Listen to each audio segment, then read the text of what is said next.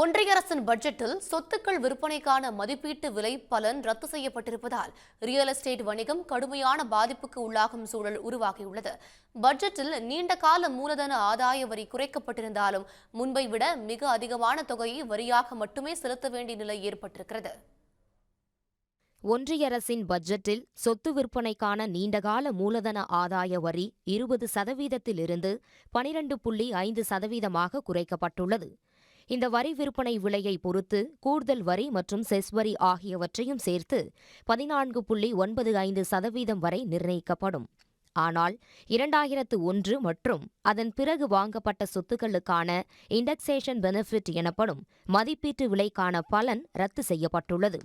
அதாவது ஒரு சொத்தை விற்கும்போது பணவீக்கத்தின் அடிப்படையில் நிர்ணயிக்கப்படும் தற்போதைய மதிப்பீட்டு தொகைக்கும் விற்பனை விலைக்குமான வித்தியாசத்திற்கு மட்டும், அதாவது லாபமாக கிடைக்கும் தொகைக்கு மட்டும் நீண்டகால மூலதன ஆதாய வரி செலுத்தினால் போதும் என்ற முறை நீக்கப்பட்டுள்ளது.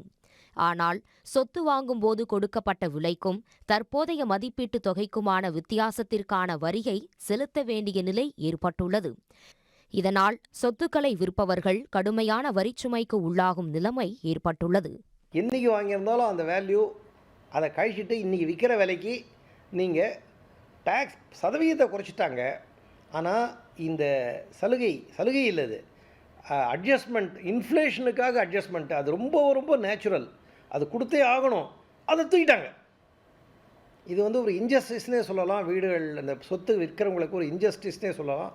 அந்த இன்ஃப்ளேஷன் அட்ஜஸ்ட்மெண்ட்டை தூக்கிட்டு ஃபுல் வேல்யூக்கும் இப்போ டேக்ஸ் போடுறாங்க.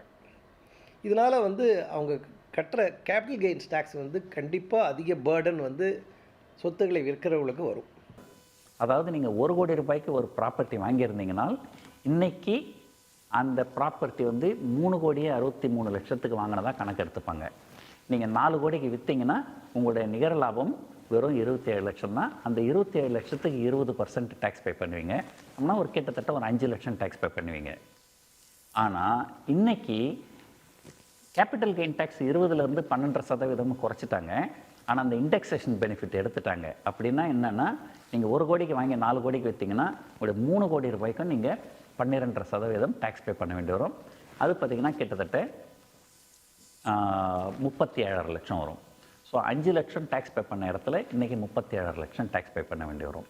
ஒரு குறிப்பிட்ட சொத்தை வாங்கும்போது இருக்கும் விலை பணவீக்கம் அதிகரிப்பதன் காரணமாக அதன் மதிப்பீட்டு விலை அதிகரிக்கிறது.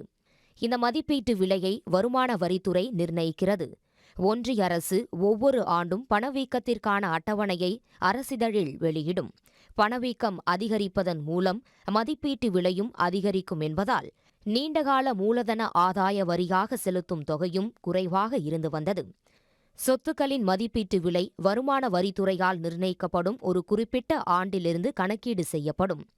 தொடக்கத்தில் 1981ஆம் ஆண்டை அடிப்படையாக கொண்டு கணக்கீடு செய்யப்பட்டு வந்த நிலையில் பின்னர் 2001ஆம் ஆண்டை அடிப்படையாக கொண்டு கணக்கீடு செய்யப்பட்டு வருகிறது. தற்போது ஒன்றிய பட்ஜெட்டில் மதிப்பீட்டு விலைக்கான பலன் ரத்து செய்யப்பட்டுள்ளதால் வீடு உள்ளிட்ட சொத்து வாங்கும் போது நீண்டகால மூலதன ஆதாய வரியாக செலுத்தும் தொகை பன்மடங்கு அதிகரித்துள்ளது.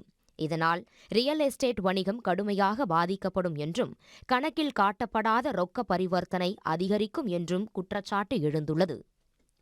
உடனுக்குடன் செய்திகளை தெரிந்து கொள்ள சன் நியூஸ் பெல் ஐகானை கிளிக் பண்ணுங்க.